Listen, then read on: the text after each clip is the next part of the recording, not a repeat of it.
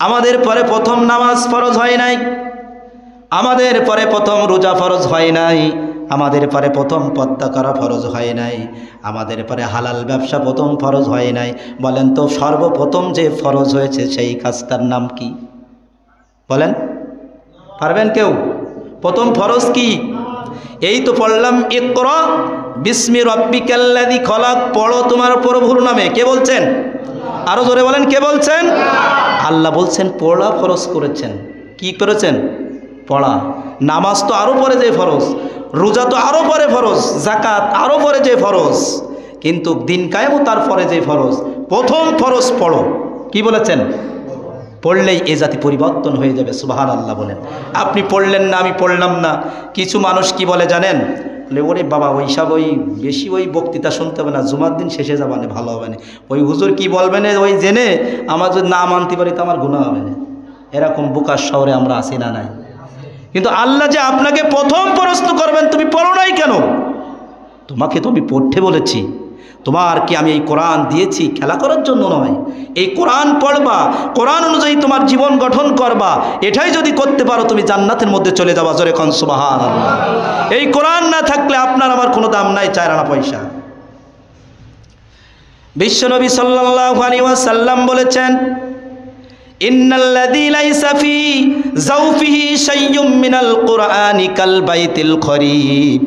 বিশ্বনবী সাল্লাল্লাহু আলাইহি ওয়াসাল্লাম বলছেন, যে মানুষের মধ্যে কোরআনের মাত্রা মাত্র কিছু নাই, যার মধ্যে কোরআনের কোনো কিছু নেই, ওই ব্যক্তি মনে হয় একটা জনহীন উজাড় বাড়ির মতো।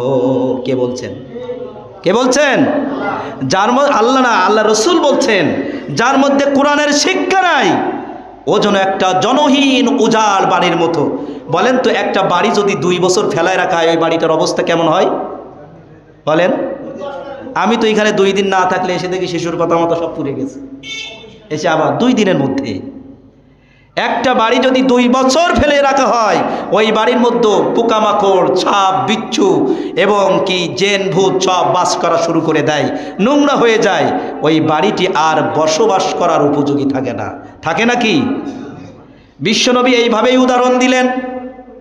একটা বাড়ি যেমন 1 বছর 2 বছর ফেলে রাখলে যেমন পোকামাকড় বসবাস শুরু করে দেয়, যেমন শয়তানের কারখানা শুরু হয়ে যায়, সেখানে সাপ বিচ্ছু যখন বসবাস শুরু করে দেয়, আল্লাহর নবী বলছেন যার দেহের মধ্যে কোরআন নাই ওই দেহটা যেন ওই রকম একটা বাড়ির মতো, ওই দেহের মধ্যে সাপ বিচ্ছুর মতো বাস করা শুরু করে দেয়।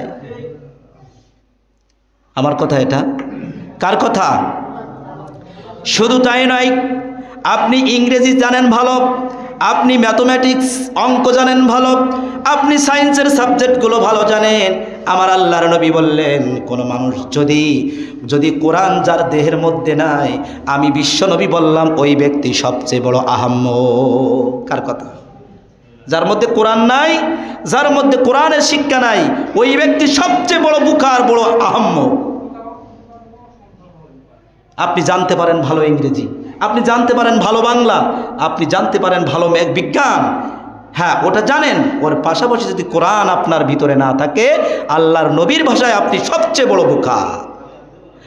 আর আপনার মধ্যে বাংলাও নাই, আপনার মধ্যে ইংরেজিও নাই, আপনার মধ্যে সায়েন্সের কোনো জ্ঞান নাই, কিন্তু আল্লাহর কোরআন আপনার মধ্যে আছে। বিশ্ব নবী বলছেন ওই লোকটা পৃথিবীর সবচেয়ে বড় জ্ঞানী। সুবহানাল্লাহ। কোরআন শিক্ষার দরকার আছে না নাই? এটা শুনলে লস না লাভ? আরো জোরে বলেন, লস না লাভ? কোনো কিতাবের মধ্যে নাই যে এই কিতাবের 1 লাইন পড়লে, বাংলা পড়লে, ইংরেজি পড়লে, যে কোনো সাহিত্যের বই পড়লে যে একটা নেকি হবে, এরকম কোনো কথা লেখা আছে? লেখা আছে না। কিন্তু বিশ্বনবী এই বলেছেন এই কিতাব পড়লে সওয়াব হবে। সুবহানাল্লাহ বলেন।